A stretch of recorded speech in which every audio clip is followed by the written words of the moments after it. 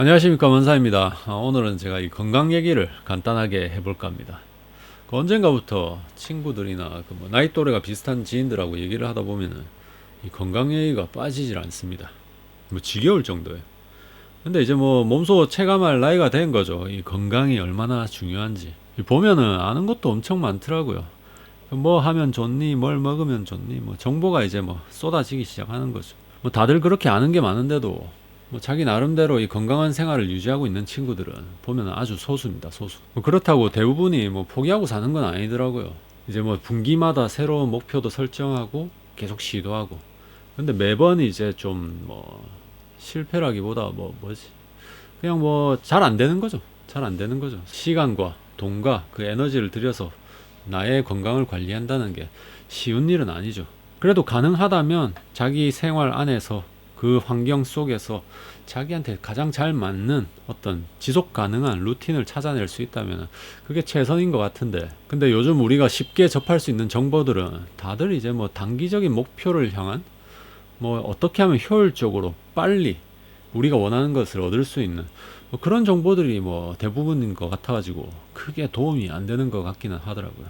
젊을 때야 이제 복근이니 근육이니 저도 어릴 때는 줄 잡고 이래 재가면서 커지지도 않는데 그렇게 운동한 적도 있어요. 어릴 때는 이제 단기적인 목표를 설정하고 단기 투자하는 거죠. 단기 투자.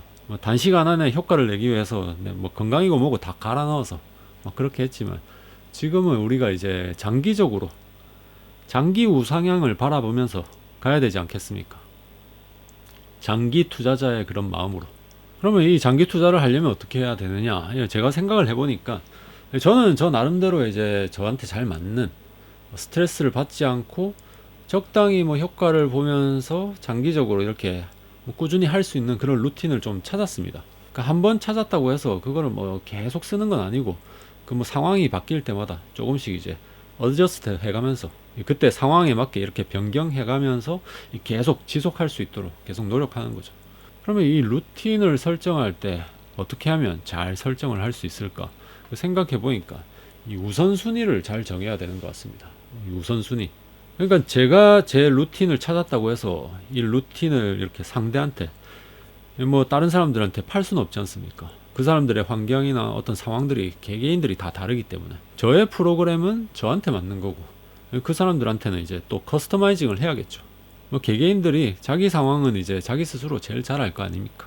그러면 자기한테 맞는 이제 우선순위를 탁탁탁탁 먼저 설정을 해야 되겠죠. 예를 들자면은 내가 포기할 수 있는 것, 내 일상생활에서 내가 어디에서 시간을 빼서 이 운동이라는 것에 시간을 써야 될 거 아닙니까?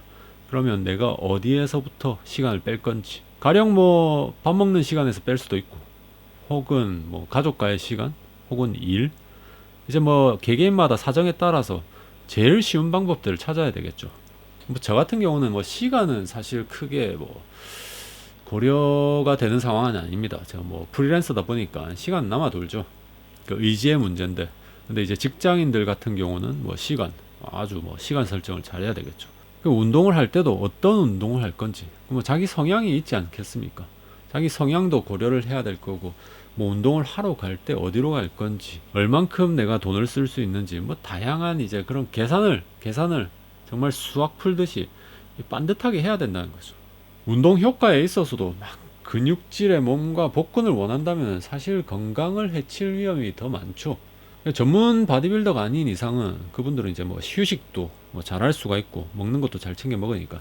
근데 일반인들이 그렇게 운동을 하다 보면은 부상의 위험이나 그분들보다는 건강을 해칠 수 있는 그런 위험성이 조금 더 크단 말이죠. 저 같은 경우는 일단 근육이나 복근 이런 거는 일단 우선순위 리스트 안에도 없습니다.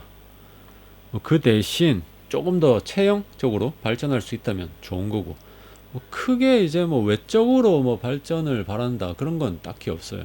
근데 꾸준히 하다 보면 조금씩 발전하기 마련이죠. 안 하는 것보다는 일단 하는 게 무조건 좋으니까. 효과적으로 제 우선순위를 뽑자면은 저한테 제일 우선은 이제 이 젊음을 유지하는 것. 운동하다 보면은 먹는 것도 좀 신경 쓰게 되고, 그러다 보면 이 속도 좀 편해지고, 혈관, 혈액순환도 잘 되게 되고, 소화기능 개선, 이너 뷰티가 이제 되는 거죠. 뭐 그러다 보면은 뭐 피부도 조금 좋아지고 머리카락도 조금 더 윤기가 나고 뭐 이런 걸 이제 꾸준히 유지해 나갈 수 있다면 뭐 어차피 나이가 들면 뭐 머리가 빠지고 주름이 지는 건 어쩔 수가 없죠. 그런데 이제 조금이라도 늦춰보려고 하는 거죠. 조금이라도 늦춰보려고. 그게 이제 제 우선순위에 아주 뭐 상위권에 있다고 보면 될 것 같습니다. 뭐 그런 이유 때문에 그 이유가 이제 저한테는 동기부여가 좀 크게 되는 편이기도 하고 효과적인 거죠.